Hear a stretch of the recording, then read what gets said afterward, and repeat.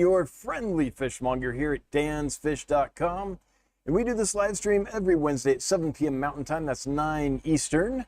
Not every Wednesday, sorry, every other Wednesday, bi-monthly. So glad you could join us. Thanks for spending a little bit of this evening with us. We're going to talk about aquarium fish and everything that has to do, if you want to know anything about freshwater aquarium fish keeping, this is the place. There's a bunch of fish folks here that can answer questions. I will answer questions, and we'll just geek out about fish, because what could be more fun?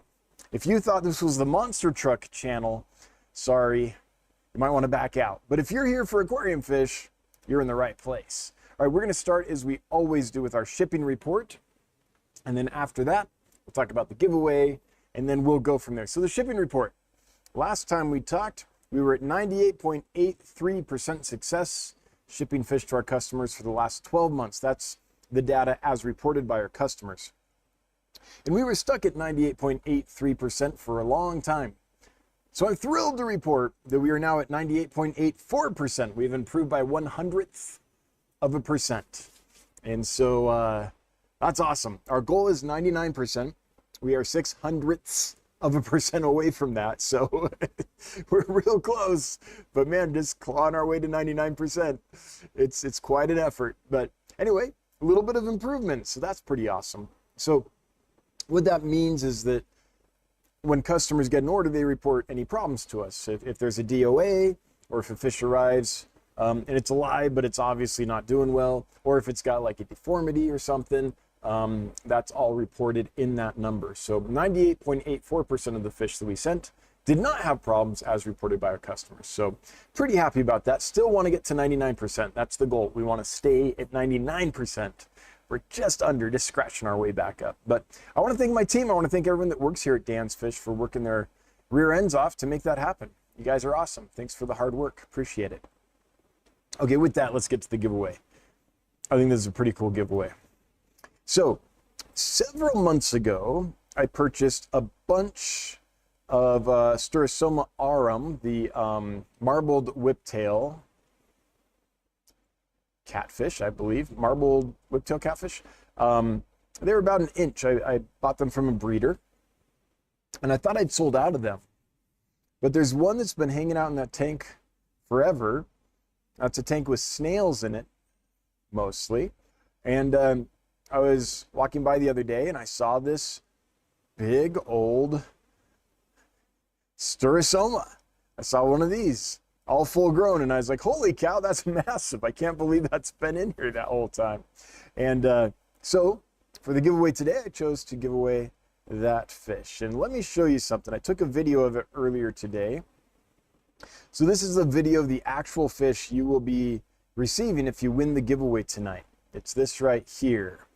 I shared it on YouTube Shorts, but in case you didn't see it, look at that. Look at those big old streamers.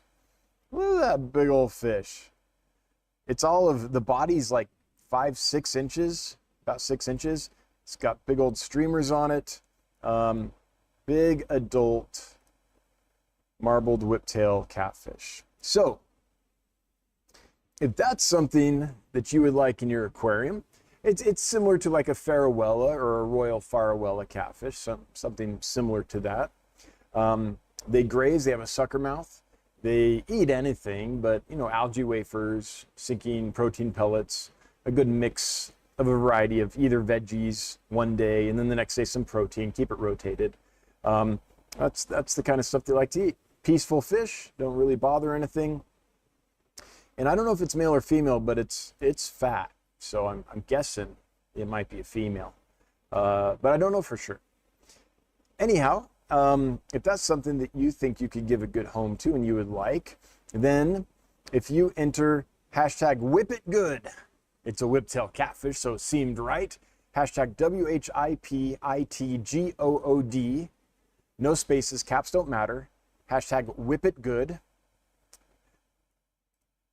Then enter that in the chat, and you will be entered to win that giveaway.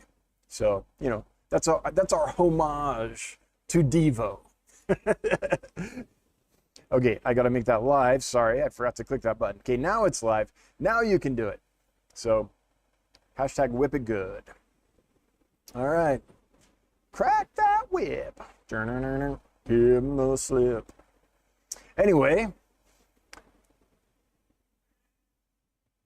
while folks are entering that, I want to show you a couple very exciting things that we have available here at dansfish.com on our website to buy. Okay, so if you go to our homepage, this is what you'll see. Choose your perfect pets. If you click there, you'll see all the stuff. But this is by popularity. So these are the most popular fish that we sell. But if you want to see the most recent fish, click here, go to most recent, and you'll see some awesome stuff. For example, we finally have more CW09s, the green laser corridors. They're big. Well, they're not massive. They're 1 1/4 inches to 1.5 inches. So they're decent size. They're not little babies. And they're an absolutely beautiful cory, one of the prettiest out there, and very difficult to find. So that's one we have. Another cory we have, one of the most requested fish ever here at Dan's Fish, and for some reason, super difficult to get. I'm not sure why. I know of just a couple breeders that breed these, and there's one that does a consistently good job. It's Corydoras hystatus. Sometimes they call it the diamond tail cory, the black tail cory or something because of this. It's like a pygmaeus, but it's a different species. So similar size, similar behavior, similar care, but a completely different species. It's very hard to find.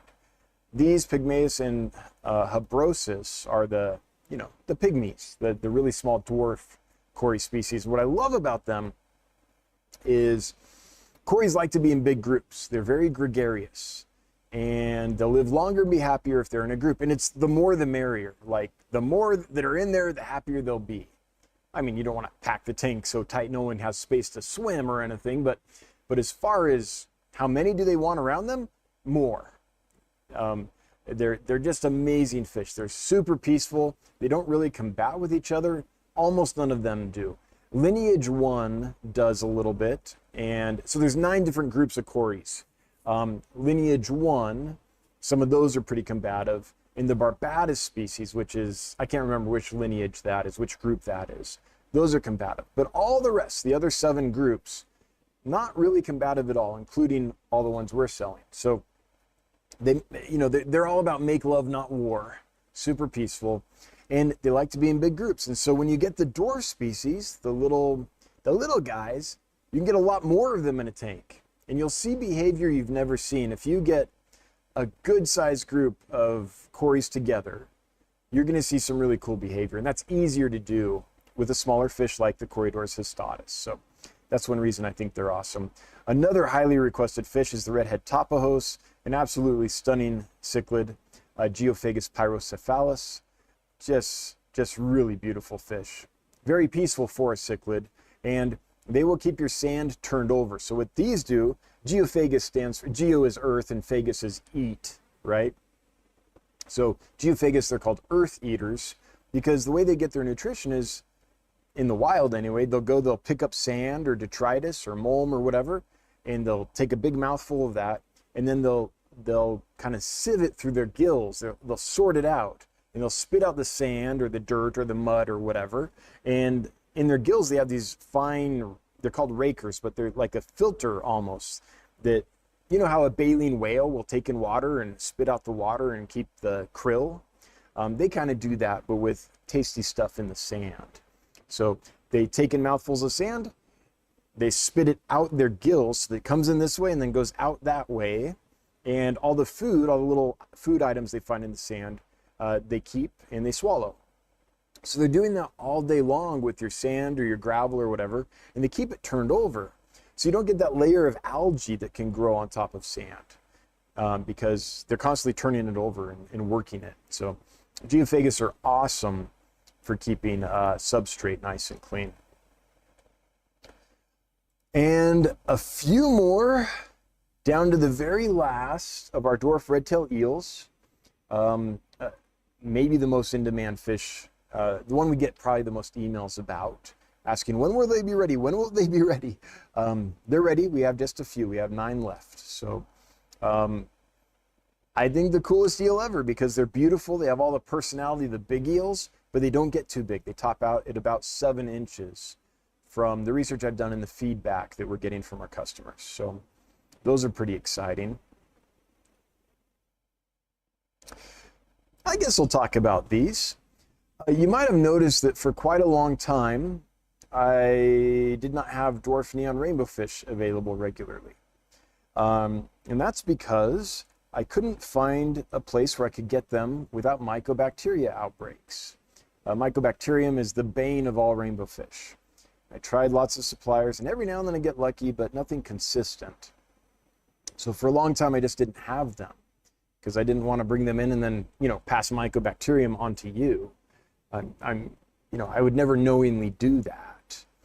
And so we have finally found someone that so far none of their fish have shown any signs of mycobacterium. And we're on our 4th or 5th group from them. And so that's why I started selling the Melanotania praecox, the dwarf neon rainbow fish, again. And that's why ours are a little more. You can find this fish for like $6, but be careful. That's all I mean. Just be careful. Epistogram elizabethae. We've had these for a while. They're a very rare episto, and they just haven't sold at all. So they're a heck of a deal, a pair for $99.99. I know that's still a lot of money. What, $100 for a pair? That's a lot of cash for sure. But these are usually something like $250 for a pair. So very rare cichlid, hard to get. And we have some really nice ones, just a few left.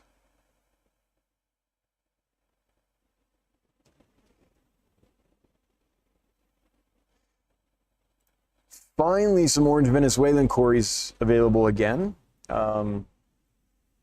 And it's been a while since we've had these to go. So I'm really excited to finally have more available. So we don't have a lot. We've only got 62 left. We've got a few left.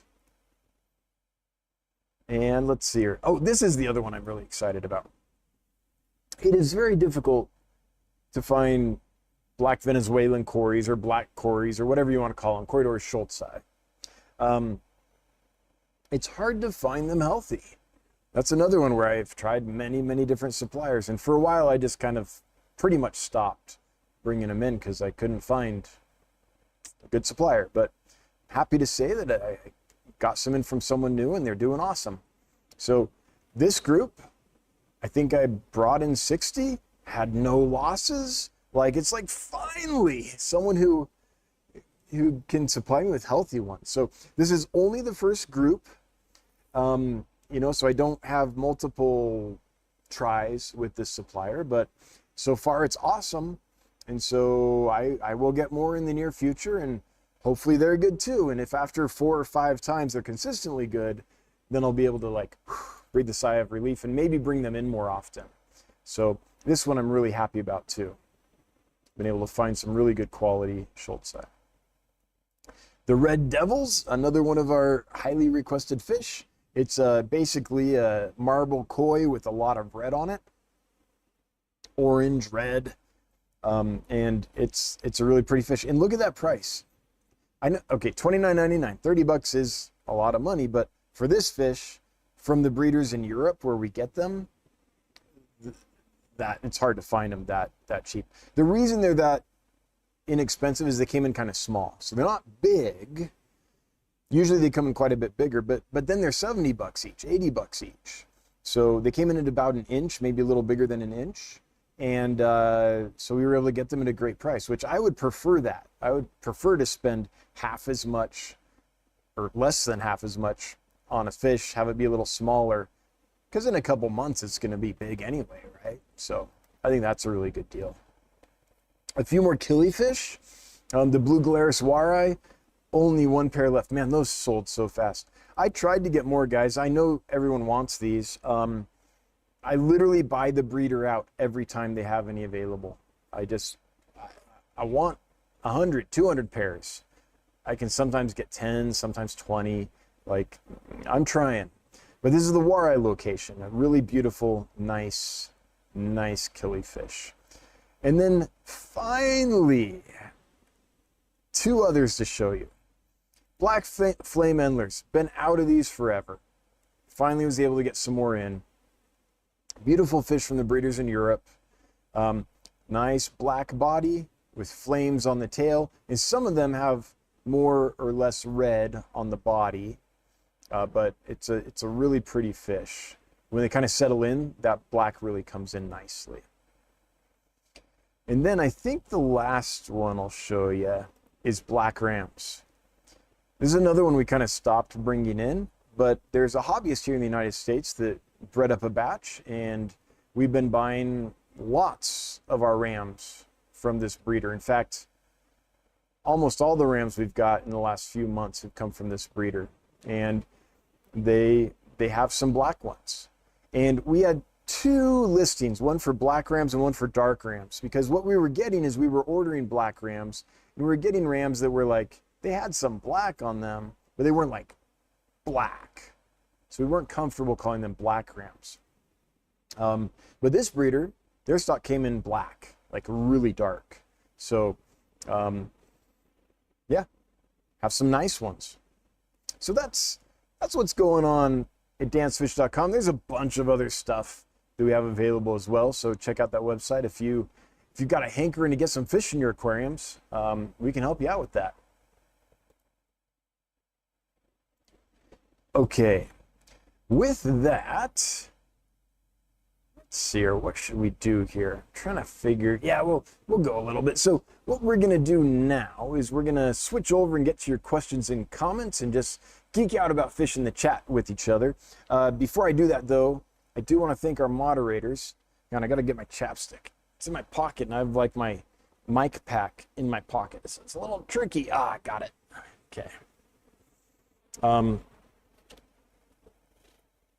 So I want to thank my moderators for being here and for volunteering their time to make sure that the chat's running smoothly. I really appreciate you guys doing that. Week in, week out, you guys are here helping out, and I just want to say thank you. I truly appreciate you. All right, let's get to Ahmed, who has gifted a Dancefish membership. Thank you so much, Ahmed. Much appreciated. Thank you for doing that. And Kayla's Reptiles and Aquatics. Don't forget to hit the like. Yeah, please do, folks. Let's hit that like. Oh, I want to ask something. So, we had an issue with a server for our website last night. And so we had to switch servers. So the site was down for, I don't know if it was even half an hour, not too long. But I got one message from someone today who is like, still can't log in. They're getting a 403 error. And so I wanted to ask if everyone in the chat, if you wouldn't mind just taking a moment, going to dancefish.com, and can you tell me if the website's working for you? I think that this is just one person having an issue, but if it's wider than that, then we should know. So if you wouldn't mind taking just a moment, go to dancefish.com and see if you can log into it, see if you can get in. And if you can, let me know. And if you can't, really let me know, please. But I wonder if the gentleman just needs to refresh. I don't know. But it's a little worrisome when someone tells you they can't get into your website. They're getting the error that was being thrown when the server was having some issues. Again, I think everyone's getting in. We haven't been inundated with emails about the website not working. So, Michael Sorka, got to get my Inca 50s shipped. I keep buying more fish with each delay. Yeah, we're struggling with the Inca 50s. Man, they were doing good for a long time, and then one started looking a little off, and another one started looking a little off. And so we're working on it, Michael. I hate not shipping fish when people have bought them, but if you buy fish and then a few days later we notice a problem, we'll tell you. We'll just be like, sorry. The last thing we're ever going to do is knowingly ship a fish that we think might have a problem. So it does occasionally happen when fish have passed quarantine, they pass their inspections and everything, they look great and everything looks fine, and we list them for sale and we sell a bunch, and then a few weeks later or something like that, it's like, hey, wait a minute, something's going on here. And when that happens, we just notify you and say, I'm real sorry, but your fish didn't pass their inspection. Something's happened, so we have to change things up. Doesn't happen a lot, but we're dealing with live animals, so it does happen. John Helldriver Plays. Can you talk about the Epistogramma elizabethae? Well, in my experience, they're just as hardy and easy to care for as like Cacatoides or Agassizii or McMasteri. So I don't find them to be a difficult fish. I think they're just rare, but we care for them the same. Same food, same tank, same temperatures, same everything. So I think if you're successful with those more common species, you would be successful with these as well. They're a beautiful little dwarf cichlid. They don't get too big. Epistogramma are very peaceful for the kingdom of cichlids, right? If you're talking about the world of cichlids, all cichlids can be aggressive at some point, especially if they spawn or they want to defend a territory that they plan to spawn in or something. They can be aggressive at that point. Now, some will just kill everything. That's one side of the spectrum. And some will kind of display and bump things and defend their territory, but not really go beyond that. And that's what most of the epistos are like. And so peaceful, beautiful dwarf cichlids make a great community fish and have a lot of red on them. The males have a nice red belly. So really the main thing is they're rare. But as far as special care or anything like that, nope, we keep it 79 degrees and give them the same care as everyone else gets. Cecil is, oh, you've been a member for 2 months. Hey, Cecil, thank you so much for being a member. We really appreciate that. And Killers, Reptiles, and Aquatics has put some pep in our step with a Pippi Longstocking super sticker. Thank you, Bob.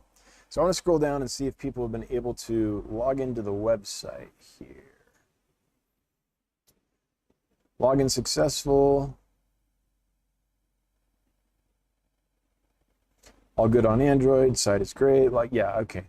I figured if it was something beyond one individual's problem, we would have been inundated with emails. So, yeah.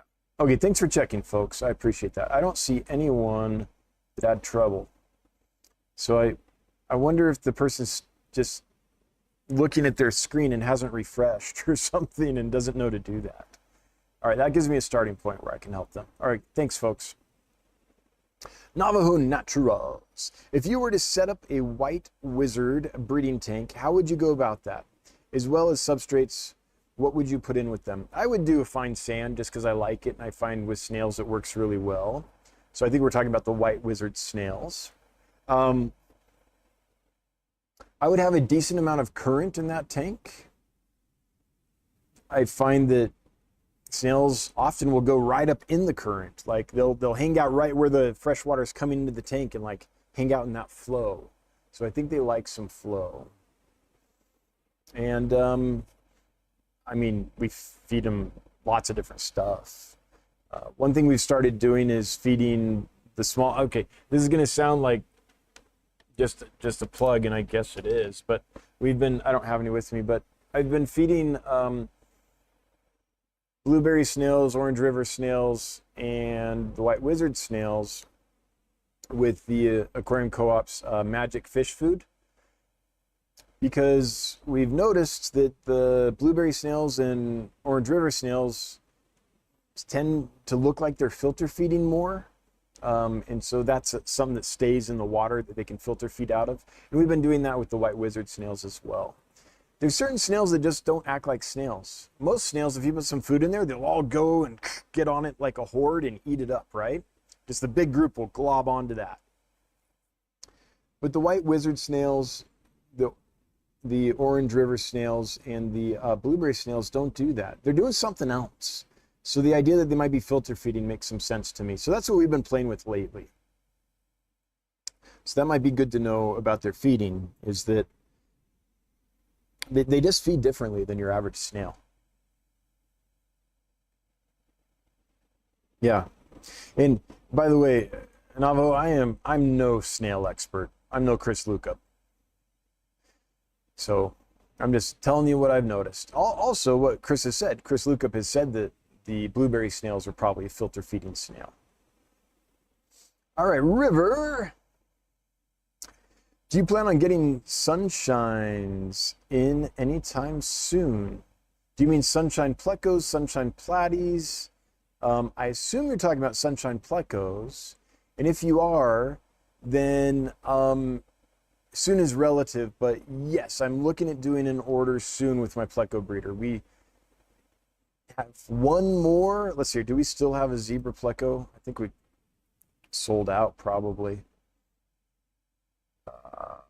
Yeah, we just sold out of the zebra plecos. We're pretty low on a lot of the other plecos. So yes, I'm thinking of doing that. And if they have the Goldie plecos, then that's one that I would want to bring in at the same time if I can, if they have them available. Recently got a group of Panduro pistos and a group of Viejita pistos. I plan to breed both. Have you had either? Yeah, we've had both. They're awesome. Good pickups. Peaceful, beautiful, awesome fish. Beto, have you ever sold the Cryptochromis from Cyprochromis from Lake Tanganyika? Yeah, but not in the recent past. It's been a long time. It's been since my college days, since university. Cyps have a reputation for not shipping well and for being delicate and not in the tank so much, but in the shipping. So I really like Cyprochromis. I like Neolamprologus. I like a lot of the Lake Tanganyikan fish. I just haven't done that yet on the business side. One thing is that the supply side for Lake Tanganyikan fish, they're real pricey on the industry side. And a lot of those fish you can get for a lot less. Your local fish club from aquarium breeders.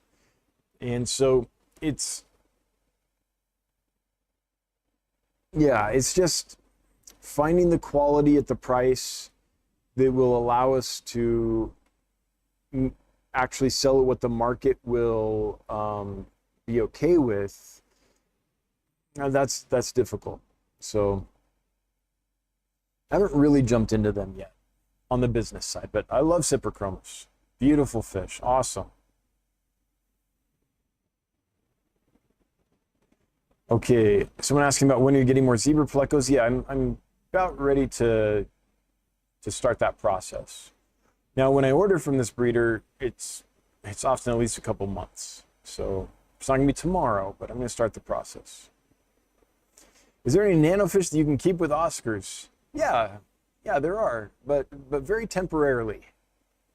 You can keep them with the Oscar for a few seconds, and then the Oscar slurps them up. I can't think of any nanofish that an Oscar wouldn't eat.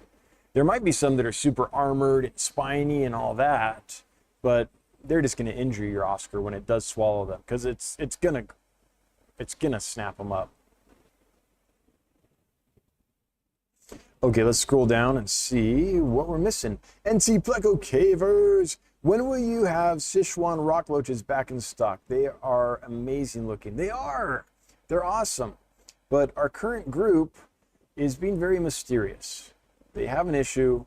We don't know what it is. We literally sent a group of them out to a state laboratory, university laboratory today. And hopefully they can give us some answers, because we're we've done everything we can do on our side without some extra help. So I'm trying to figure those out. They did well for quite a while, and then they kind of really gradually started having an issue.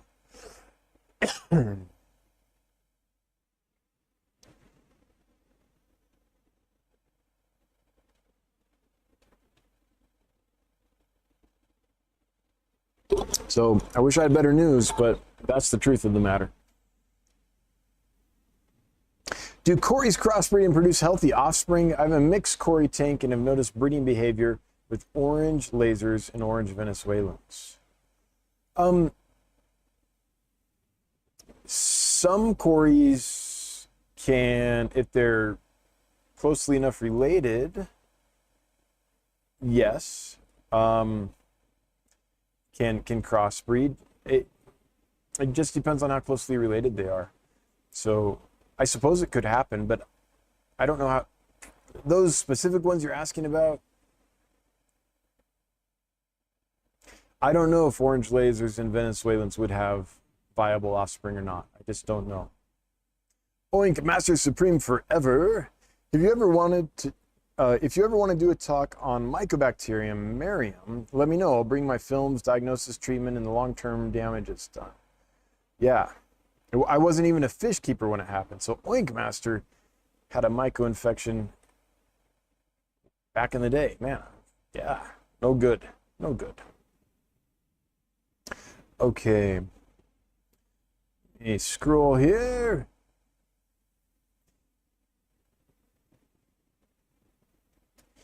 What's your favorite hardy goby in stock? Is there any gobies good in 10 gallons as a group? I really love Stiphodon anniae. This fish right here. Let me show you.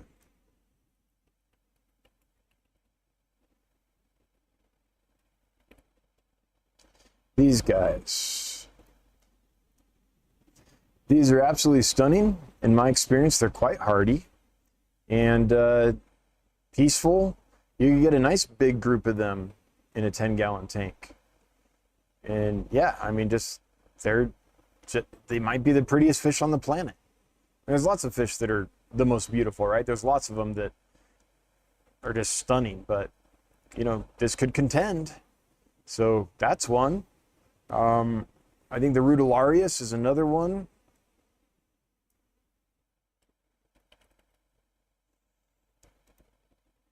Another just absolutely beautiful fish. Like, look at that, like lacy, neat pattern on the fins, and they do get bright blue here and bright red on the body. See if we can find a picture that. So this picture I took, you can kind of see the red coming in on the body. This picture shows the pattern better. This kind of shows both, although the blue on the face isn't coming in real strong there. Anyway, that's a great one. So both of those are really pretty, and in my experience, quite hardy. But if you are just getting into gobies and want to start with something simple, I'd recommend the rainbow goby or the blue neon goby. Those are both not too expensive and quite beautiful. Jody P. I wanted to tell you that you've inspired me to start my own business. Working on it the past few months and will be opening soon. Oh, Jody, I'm glad to hear that. If I can be of any help, please reach out. I'd be happy to help. And I wish you all the success. Go for it. You go, girl. Dennis sent 5 Dan's Fish gift memberships. Dennis, thank you so much for doing that. Much, much appreciated. I said Dennis again. It's Denise. I'm sorry, Denise. I'm sorry. Denise has sent 5 Dan's Fish memberships. You would think that I would know that by now. It's not 2 N's, it's 1. Kayla's Reptiles and Aquatics. Jeez, Bob's on a roll. Thank you so much, Bob, for the super chat. That's a very generous $50 super chat. Much appreciated. I feel like I should be paying Bob because he's here every week doing the moderator stuff, like helping this whole thing work, volunteering his time, supports us in lots and lots of ways, including super chats. So thank you. Yeah, Jody, I'd love to hear more about it. I want to hear what you're doing. That sounds awesome. Okay, let me scroll here because chat has been moving. Kim and Carl Selke. Anyway, so I have close to about 4 dozen angelfish, about 4 months old. I was curious when I should transfer them to a grow-out tank. They're doing excellent and very healthy. I mean, it depends on how big the tank is now. The trick with raising young angelfish or any young fish is lots of food and clean water. So if you feel that they're getting enough biomass in that tank, all those angels together, there's that so much biomass in that tank that it's starting to get like, ooh, it's getting a little crowded, or the water quality is going, or whatever. Or you're like, you know, if you crowd them, you'll start seeing bent fins and other issues. Yeah, then I would move them. But the more room you can give them, the better, really. That's what I would go for. So if you have a grow out tank and you can move them now, I'd give them more room. What are your top 5 favorite fish to keep? Oh man, how could I? Well, the true answer is whichever one I'm enthralled with at the moment, right? Whichever 5. Like I'll walk around this fish warehouse and I'll see a fish that is just fired up and looking amazing, and it'll blow my mind, and that'll be my favorite fish. And then tomorrow I'll walk by the warehouse and there'll be a different fish that's fired up and looking amazing, and that will be my, like, they just never cease to amaze me. And so it's a moving target. But if I had to really settle it down, it'd be killifish. It'd probably be Epiplates lamodi. Okay, let me show you. This will be fun. Let's show you some fish. Check this out. I've always loved this Epiplates. It's really beautiful. It's a surface dwelling fish, has some iridescence on it, some blues and purples and reds. I've always thought this was just an absolutely stunning fish. So I'd probably go with that. I'd go with blue Galaris, just because of that. I mean, they're an absolutely stunning fish. They've always been one of my favorites ever since I was a kid. I'd go with a Gardner Eye, probably McCurdy.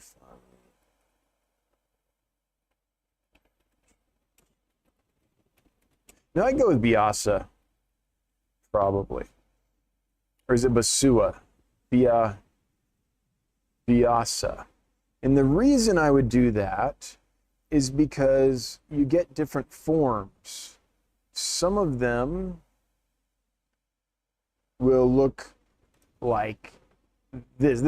This maybe isn't, but some of them will look like this with the bright reds and yellows.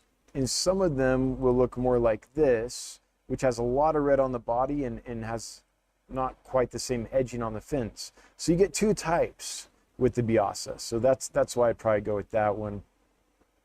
On the Aphyosemian side, oh man, there's so many. I would probably, oh geez. Bivitatum funge. This guy right here. I also really like striatum. Just because look at that. Like, they're so beautiful. These are just stunning fish. Nothabronchius. Oh. I'm going to have to do, here it is. Chrysonovi. Back when I kept it, it was known as a Rocovii from Kilmane or Kilimon. But this is the favorite Notho I've ever kept. It's like a Rocovii, but there's something about it when you see it in person. It's like crisper. I don't know. To me, it's even prettier than Rocovii or Racovii or however you say that. From South America, oh, I couldn't choose. There's so many beautiful, like, annual killifish from South America. I don't know. For Fundulus, I'd go with Fundulus catinatus.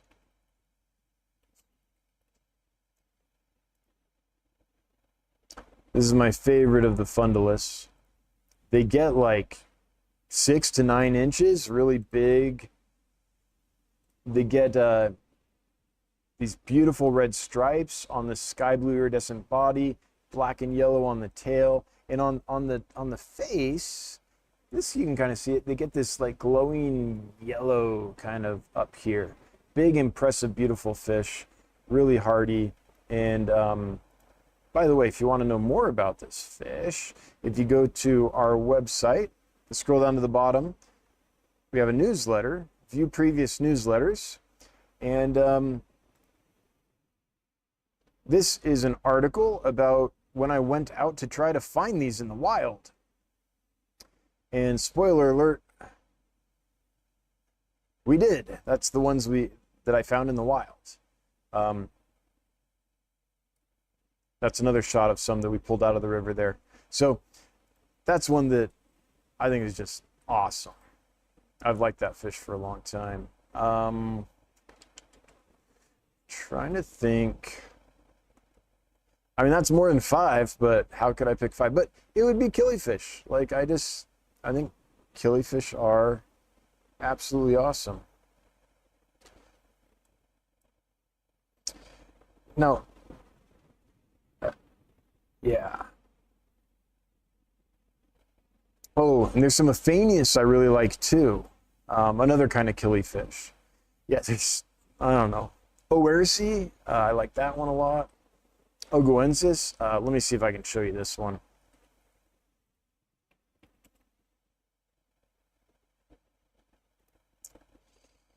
Here's another one that I used to keep as a kid. Like, I mean, boom. Like, I mean, look at it. Look at it. And they're that pretty, like in person. They are that pretty. These are just absolute jewels. Ogoense, not Ogoensis. Yeah. So anyway, yeah, love killifish. Mitchell Broom, hey Mitchell, I hope you're doing awesome. Know of anyone ever breeding Zaco platypus? Mine are breeding and I have fry now and I can't find any reports of anyone breeding them without doing it artificially. No, I know of no one, but what an amazing fish. Okay, folks, this is absolutely beautiful. I've had some Zaco species. With these guys, look at the anal fin on these. So they're like, I don't know, I would call it Taiwan. Are these from Taiwan? Somewhere around there. Their version of like, kind of like our shiners. Look at this thing. Look at that big, long anal fin they get. And that beautiful iridescence. Just, how cool are these? Big fish, very fast swimmers. Very lively fish. So yeah, Mitchell, I know nothing. Yeah. I've kept some Zacos, but I've never heard of them breeding. Rose Munson, if you had your favorite pleco, what would it be? Oh no, is this like Dan's favorites day? These are the hardest ones because there's so many awesome fish that I really like. Favorite pleco.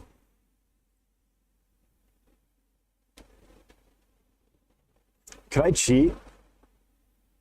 I'm gonna cheat. I like a nice zebra pleco. I like a gold nugget pleco, although I wouldn't keep them just because they don't do well in captivity. But I'm gonna cheat.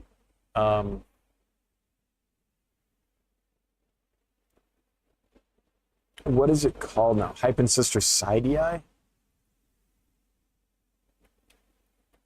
There it is.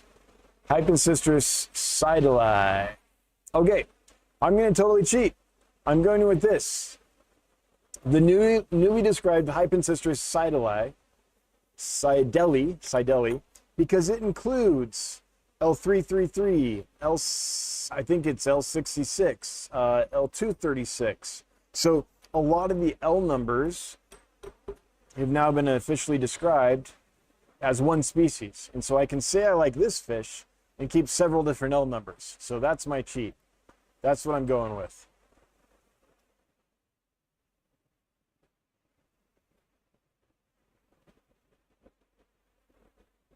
You have more libraries coming in anytime soon, non-guppies.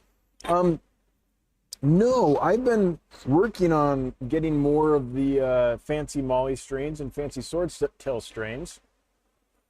In the last few weeks, I've been working with the breeder to try to get them. They just don't have any available. So as soon as my breeder has more available, I will bring them in.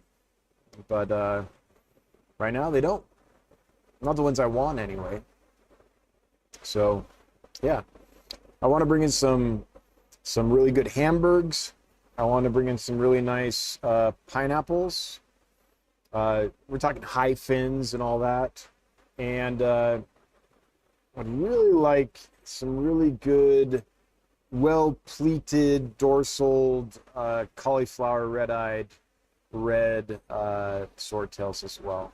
So working on a few, but nope, don't really haven't been a lot available lately. Dan Brown, would a red-tailed eel be able to get into a Fluval Flex 32 intake filter system? I don't know, Dan. I wouldn't put it past them. Is there any kind of like strainer or cage you can put over the outflow so they can't go in the outflow? The inflow for sure. You definitely need a cage over the inflow or a pre-filter sponge or something like that. Maybe one of the Aquarium Co-op pre-filter sponges could help with that. So, but basically, if they can fit, they'll go there. Yes, they like tight spaces. I don't know for sure if they go into the outflow, but I wouldn't put it past them, man. I really wouldn't. Eels are about as escapey as they get. You getting more pencil fish anytime soon? I really want to. I want to get in more Sinapas. I want to get in more. I've got 9 Amayas left. I want to get some more in. More Enthalerized, coral reds, purples, that kind of thing. That's working on that. Again, though, so, man, can you guys hear that thunder? This big thundercloud just came over. Let me double check and make sure I rolled up the windows on my truck when I parked. Hang on. I'm sure I did, but I want to double check. Just a second. All right. Look out here. And yes. Okay, all is well. Sometimes, so here in Wyoming, they have a saying which is if you don't like the weather, that's okay. Just wait 5 minutes. It'll change.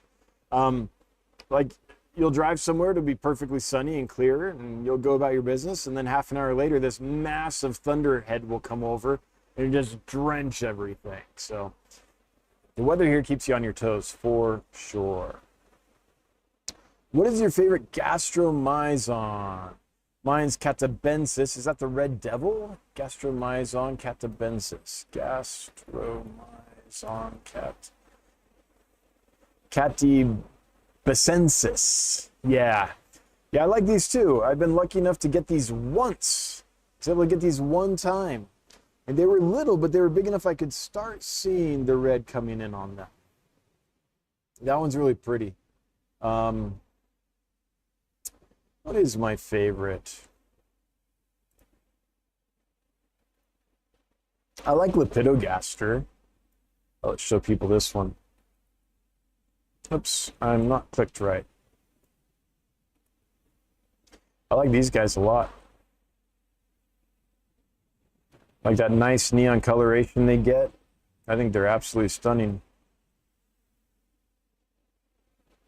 But man, I never met a hillstream loach I didn't like, honestly. I think they're just the coolest group of fish. I think they're, I mean, I get way too many different kinds, and they don't sell well because the market doesn't know them and doesn't agree with me, but I think they're awesome. Like you can sell reticulated hillstream loach, yeah, Sowelia, and a couple others, you know, all the time, but most of the other ones take some doing.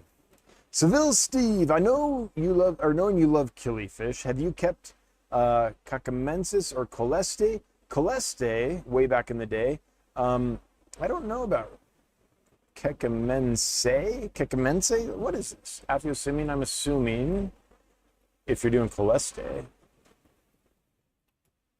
Okay, let's see what this is. Oh, this one.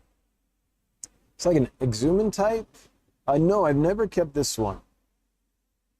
I never did a lot of that type. I want to call it like exhuman, or I can't remember exactly what the name was. But Coleste, it's been years, though I don't remember the details, to tell you the truth. Yeah, I've had these, but I don't think I spawned them. Another gorgeous, gorgeous fish. Yeah, killifish are hard to go wrong. Like, it's just something for everyone in the killifish world.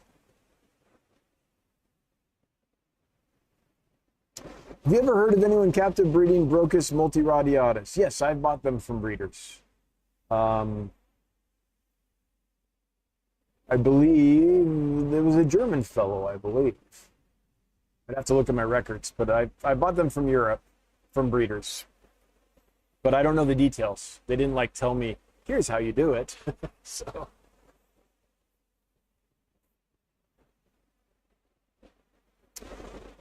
Okay. NC Pleco Cavers is in Thailand right now. Oh man. I hope you're visiting all the fish markets and fish farms. That's what I would be doing. I did a video on Flow Hill Stream, a shop featuring fish such as Gastromyzon umbris, Gastromyzon cata, I can never say it, the red devil, Catanbasis, and they are all dirt cheap, like 20 bucks each. Well, yeah, because they go and collect them. Yeah. By the time they get here, I promise you, they're not 20 bucks each. Well, if you've got an import license, I know what I'd be doing.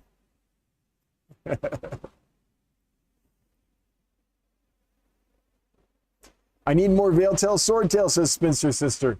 They're hard to come by, sister. I know you do. They're hard to come by. Not saying I won't get them. I'm just saying it's hard to find them. It's not something a lot of people work with. Okay, let's go ahead and do this giveaway, shall we? So here we go. This giveaway is for, boom, a very large adult marbled Sturisoma whiptail catfish that was raised up here from about 1 inch in size. And we have 151 folks who have entered to win that fish, and the winner is Mike Collins. Hey, Mike, congratulations. You have won provisionally. In order to really claim your winnings, you need to chime in the chat. Say something. Let us know you're here. If you do that before this timer here reaches 2 minutes, you'll have won. If you don't, if that timer reaches 2 minutes before you leave your comment, then you forfeit your winnings and we will redraw. Them's the rules. I got to stick by the rules. So, while you're doing that, let me get some more stuffs. Man, sorry, I've been itching all night because this beard is getting long enough that it's like, ugh. Ladies, you will never know this pain. So beards, when they're short enough, they don't bother you. When they're long enough, they don't bother you. But there's this in-between stage where, man, they get itchy. Itchy.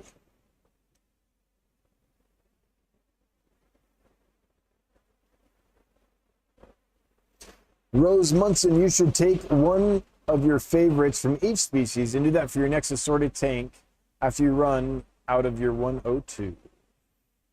Well, the assorted tank isn't really like a, let's put cool fish in it and mix them up and sell them on purpose. What the assorted tank is, hey, we sold all the fish in this tank except for like 1 or 2.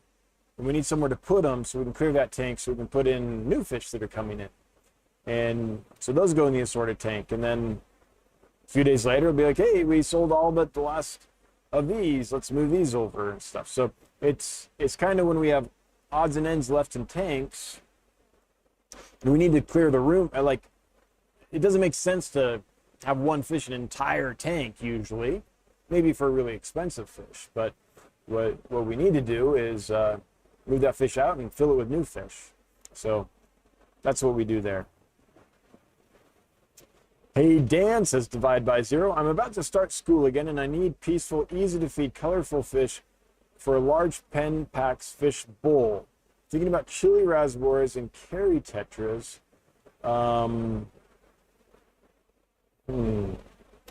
What number? I mean, how many gallons is this fish bowl, I guess? I don't really know what large means. So I don't know if I could really advise you. I think either of those would be fine if it's, you know, got filtration and steady and all that. And either of those could work. I mean, a setup like that just screams to me rice fish or white clouds or paradise fish. I'm not saying you should do those things. I think you could do chili rasboras or carry tetras, because you can set up a big enough bowl like a nice stable aquarium with filtration and all that. Man, that thunder. But without knowing how big it is and how it's set up, I couldn't start to advise you. And it's really different. Like, so you could have a 10-gallon tank that isn't got any filtration on it, no air or anything like that, and you can't put a lot of fish in there. Or you could have that 10-gallon tank and have like a good amount of filtration and plants and change the water 3 times a week, and you could keep, more fish in there. So it's not just about tank size. It's about the entire ecosystem and how it's kept up and how it's maintained and how it's set up. So it's really hard for me to give any cut and dry answers on how many fish can I get in my tank, to tell you the truth. Ginger Ghost just ordered some of the assorted fish. Can't wait to see what I get. That's the fun of it, right? There's a lot of you that have, plenty of aquarium space, and no matter what you get, you're gonna be able to, to house it well. So that's kind of the fun.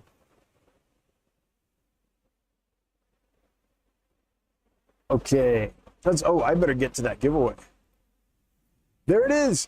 In 1 minute and 31 seconds, Mike Collins chimed in and said, "Thanks all, I'm here." Or I'm here and then thanks all. Either way, you did it. So Mike, congratulations. You've won a really impressive whiptail catfish. That thing is really cool.